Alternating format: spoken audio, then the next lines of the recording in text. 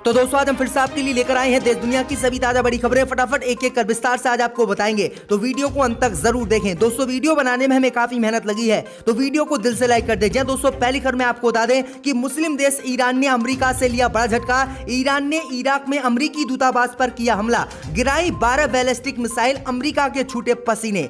वहीं आपको बताएंगे दोस्तों की सोनिया गांधी राहुल के इस्तीफे की खबरों का कांग्रेस ने किया खंडन, बीजेपी पर लगाया दुष्प्रचार का आरोप। वहीं आपको बताएंगे दोस्तों की उत्तर प्रदेश में बीजेपी की सरकार बनते ही हिंदू संगठनों ने मुसलमानों को दी खुलेआम धमकी, कहा मस्जिदों से मुसलमान उतार ले एक हफ्ते में लाउड स्पीकर, वरना घुसकर करेंगे इन पर कार्रवाई। वहीं आपको बताएंगे दोस्तों की उत्तर प्रदेश में बीजेपी की जीत को राकेश टिकैत ने बताया मशीन की जीत, कहा लोगों ने नहीं बल्कि इन्हें दिया है मशीन ने वोट। वहीं आपको बताएंगे दोस्तों की पंजाब की जीत का जश्न गुजरात में मनाएगी आम आदमी पार्टी, भाजपा को झटका। वहीं आपको बताएंगे दोस्तों की योगी के शासनकाल में यूपी के मदरसों में पढ़ने वालों की तादाद और घटी, मुसलमानों में है यूपी में डर का माहौल। वहीं आपको बताएंगे दोस्तों की मोदी भक्त अक्षय कुमार बोले अब पैसों के लिए नहीं बल्कि पैशन के लिए करता हूं काम, तो लोग बोले हार्पिक का जो विज्ञापन क्या है वो क्या आपने पैशन के लिए क्या है। तो दोस्तों सभी खबरों को आपको एक एक कर बताने वाले हैं। वीडियो को लाइक कर चैनल को सब्सक्राइब कर दें और हमें कमेंट में बताएं कि आपके जिले किस राज्य से हमारी खबरों को देख रहे हैं। इसी बीच पर तो दोस्तों अगली खबर की ओर, तो मुस्लिम देश ईरान ने अमेरिका से लिया बड़ा झटका। ईरान ने इराक में अमेरिकी दूतावास पर कर दिया हमला, अमेरिका के छूटे पसीने।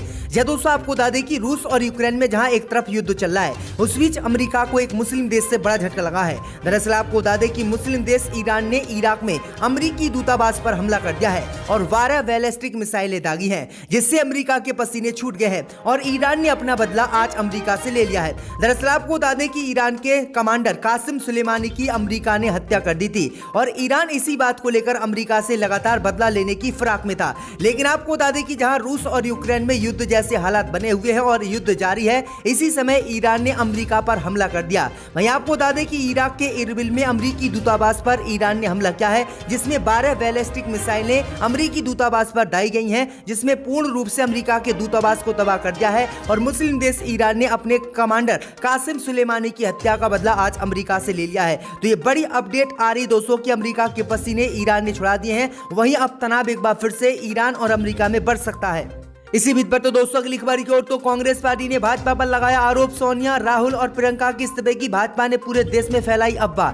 दोस्तों आपको बता दें कि उत्तर प्रदेश समेत 5 राज्य के विधानसभा चुनाव में मिली करारी हार के बाद कांग्रेस वर्किंग कमेटी की आज शाम को 4 बजे बैठक दिल्ली में होने वाली है। इस बैठक से पहले मीडिया और भाजपा में खबर आई थी कि सोनिया गांधी, राहुल गांधी, प्रियंका गांधी ने तीनों ने कांग्रेस की वर्किंग कमेटी को अपना इस्तीफा दे दिया है। लेकिन अब कांग्रेस की ओर से इस खबर को लेकर खंडन किया गया है। कांग्रेस ने कहा है कि मीडिया में सोनिया गांधी, राहुल और प्रियंका के इस्तीफे की खबरें गलत हैं और किसी ने भी इस्तीफा नहीं दिया है। कांग्रेस महासचिव रणदीप सुरजेवाला ने कहा है कि अज्ञात स्रोतों के आधार पर टीवी चैनलों पर खबरें चलाई गई जो कि बिल्कुल गलत है। उन्होंने भाजपा पर आरोप लगाया है कि भाजपा के चैनल अब पूरे देश में फैले हुए हैं और भाजपा के चैनलों ने ही ये खबरें चलाई हैं। तो ये बड़ी अपडेट आ रही दोस्तों की किस तरह से भाजपा कांग्रेस पार्टी को अब भी बदनाम करना नहीं छोड़ रही है। इसी बीच पर तो दोस्तों अगली खबर की ओर, तो उत्तर प्रदेश में बीजेपी सरकार बनते ही हिंदू युवा वाहिनी ने मुसलमानों को दी खुलेआम धमकी, कहा मस्जिदों में लगे लाउड स्पीकर उतार लो वरना आप पर करेंगे कार्रवाई। दोस्तों आपको बता दें कि भारतीय जनता पार्टी को उत्तर प्रदेश विधानसभा चुनाव में मिली जीत के बाद हिंदू युवा वाहिनी के एक जिला अध्यक्ष का मुसलमानों को लेकर विवादित वीडियो वायरल हो रहा है। वीडियो में देखा जा सकता है कि हिंदू युवा वाहिनी का जिला अध्यक्ष अपने समर्थकों को संबोधित कर रहा है। इसी दौरान उन्होंने मस्जिदों में घुसकर लाउड स्पीकर उतारने की बात कही है। वीडियो वायरल होने के बाद इसके खिलाफ FIR दर्ज हो गई है। दरअसल आपको बता दें कि भाजपा की जीत के बाद गाजियाबाद से हिंदू युवा वाहिनी के जिला अध्यक्ष आयुष त्यागी का एक विवादित वीडियो सामने आया है। आयुष त्यागी अपने साथियों के साथ कुछ लोगों को संबोधित कर रहे थे। इसी दौरान उन्होंने धमकी भरे लहजे में मुसलमानों से कहा कि उन जिहादियों तक संदेश पहुंचा दो जो जिहादी 2 महीने के पहले यहां पर आतंक का माहौल पैदा करने की कोशिश कर रहे थे। उन तक मेरा संदेश पहुंचा दो कि मस्जिदों पर लगे लाउड स्पीकर उतार लो, नहीं तो हिंदू युवा वाहिनी मस्जिद में घुसकर लाउड स्पीकर उतारने का काम करेगी। तो ये बड़ी अपडेट आई दोस्तों कि खुलेआम अब हिंदू संगठनों के लोग मुसलमानों को धमकी दे रहे हैं, लेकिन अब तक कोई कार्रवाई इन पर नहीं की गई है। इसी बीच पर तो दोस्तों अगली खबर की ओर तो पंजाब की जीत का जश्न गुजरात में मनाएगी आम आदमी पार्टी, मोदी को झटका। जहां दोस्तों आपको बता दें कि पंजाब विधानसभा चुनाव में ऐतिहासिक जीत मिलने के बाद आम आदमी पार्टी अब गुजरात चुनाव की तैयारी में जुट गई है। गुजरात में भी इसी साल विधानसभा चुनाव होने हैं। यहाँ प्रधानमंत्री मोदी और गृह मंत्री अमित शाह का गढ़ है। यहाँ भारतीय जनता पार्टी वर्षों से लगातार चुनाव जीतती आ रही है। हालांकि पिछले साल आम आदमी पार्टी ने यहाँ दस्तक दे दी है।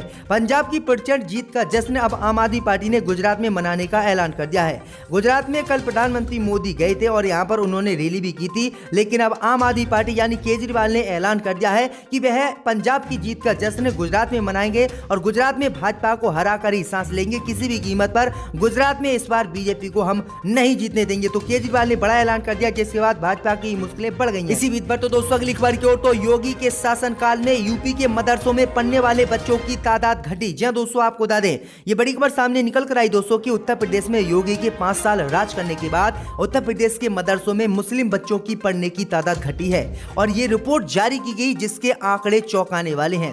दरअसल आपको बता दें कि आंकड़ों में बताया गया है कि उत्तर प्रदेश के पंजीकृत मान्यता प्राप्त मदरसों में पढ़ने की प्रति नई पीढ़ी की दिलचस्पी लगातार कम होती जा रही है। इसका सबूत है मदरसा शिक्षा परिषद के आंकड़े। इन आंकड़ों के अनुसार मुंशी मौलवी यानी सेकेंडरी और सीनियर सेकेंडरी पाठ्यक्रम में वर्ष 2016 में पंजीकृत व मान्यता प्राप्त मदरसों में परीक्षार्थियों की संख्या 4,22,627 थी, जो इस साल यानी 2022 में घटकर महज 92,000 रह गई है। यानी योगी राज में किस तरह से मुस्लिम बच्चे मदरसे में पढ़ने के लिए नहीं जा रहे हैं और लगातार यूपी के मदरसों में मुस्लिम बच्चों की पढ़ने की तादाद कम होती जा रही। तो ये बड़ी अपडेट आ रही है कि जहां पर 4 लाख बच्चे पढ़ते थे एक साल में, वहां अब 1 लाख बच्चे भी नहीं पढ़ पा रहे हैं। आपकी क्या राय इस खबर पे हमें कमेंट में बताएं कि और इसकी क्या वजह रही है योगी शासनकाल में, वो भी हमें बताएं। तो दोस्तों अगली खबर की ओर तो मोदी भक्त अक्षय कुमार बोले, अब पैसों के लिए नहीं बल्कि फैशन के लिए करता हूं काम। लोगों ने किया जमकर ट्रोल।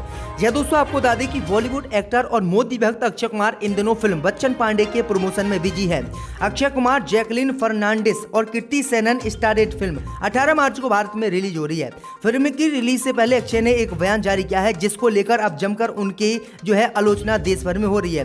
दरअसल आपको बता दें कि अक्षय कुमार ने फिल्म प्रमोशन के दौरान कहा कि आज मेरे पास जिंदगी में सब कुछ है, मैं एक अच्छा जीवन जी रहा हूं, मैं आराम से घर पर रहकर आराम कर सकता हूं, लेकिन उनका क्या जो काम करना चाहते हैं, मैं अब पैसों के लिए नहीं बल्कि पैशन के लिए काम कर रहा हूं। जिस दिन मेरा पैशन खत्म हो जाएगा उस दिन मैं काम करना बंद कर दूंगा। भैया आपको बता दें कि पैसे और पैशन के बयान पर अक्षय कुमार को जमकर भारत में ट्रोल किया जा रहा है। सोशल मीडिया पर एक पोस्ट पर कमेंट करते हुए एक यूजर ने लिखा है, तो क्या हार्पिक का जो विज्ञापन आपने किया है कि क्या वो पैशन के लिए क्या है? आप इतने जो है विज्ञापन करते हो तो आप सिर्फ पैशन के लिए करते हो या फिर पैसा के लिए करते हो? वहीं दूसरे एक सोशल मीडिया यूजर ने लिखा है, पैशन तो ठीक है लेकिन बिना पैसे कोई काम नहीं करता है। तो अगर आप बिना पैशन के काम करते हो, अगर बिना पैसे के आप काम करते हो, तो आखिरकार आप इतनी फीस क्यों लेते हो? तो ये जमकर जो है अक्षय कुमार ट्रोल भारत में हो रहे हैं। इसी बीच पर तो दोस्तों अगली खबर की ओर तो राकेश टिकैत ने बीजेपी की जीत को बताया ईवीएम की जीत। जहां दोस्तों आपको बता दें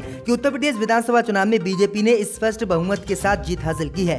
विधानसभा चुनाव परिणाम सामने आने के बाद विरोधियों ने भी जनादेश को स्वीकार कर लिया है, लेकिन किसान नेता राकेश टिकैत उत्तर प्रदेश विधानसभा चुनाव के नतीजों पर अजीबोगरीब बयान दे रहे हैं। दरअसल आपको बता दें कि जब उनसे चुनाव भाजपा की जीत पर सवाल पूछा गया तो राकेश टिकैत ने कहा कि ये बीजेपी की जीत नहीं, जनता ने उन्हें वोट नहीं दिया। भारतीय किसान यूनियन के प्रवक्ता राकेश टिकैत ने आगे कहा कि जनता ने तो उन्हें वोट नहीं दिया, लेकिन ये तो मशीन का वोट है। साथ ही राकेश टिकैत ने बैलेट पेपर से चुनाव कराने की भी मांग कर डाली है। बता दें कि चुनाव परिणाम अनुकूल नहीं आने पर विपक्षी दल अक्सर ईवीएम पर लगातार सवाल उठाते रहते हैं और कई जगह ईवीएम भी बीजेपी की पकड़ी गई थी उत्तर प्रदेश में वोट खुलने से पहले। इसी को लेकर राकेश टिकैत ने साफ कहा कि लोगों ने तो इन्हें वोट नहीं दिया, लेकिन ईवीएम ने इन्हें वोट दिया है और ये ईवीएम के वोट से जीत गए।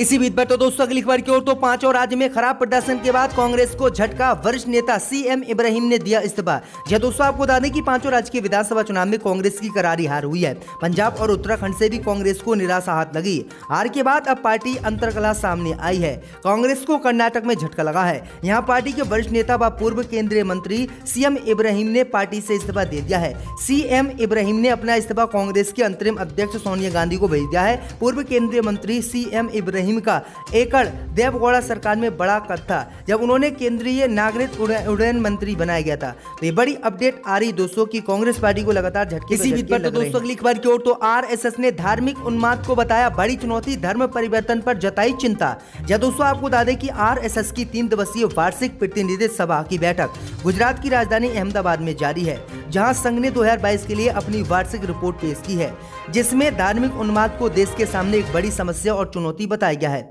आरएसएस के मुताबिक देश में संविधान और धार्मिक स्वतंत्रता के नाम पर धार्मिक कट्टरता बढ़ रही है और सरकारी तंत्र में प्रवेश करने के लिए एक विशेष समुदाय द्वारा विस्तृत योजनाएं हैं।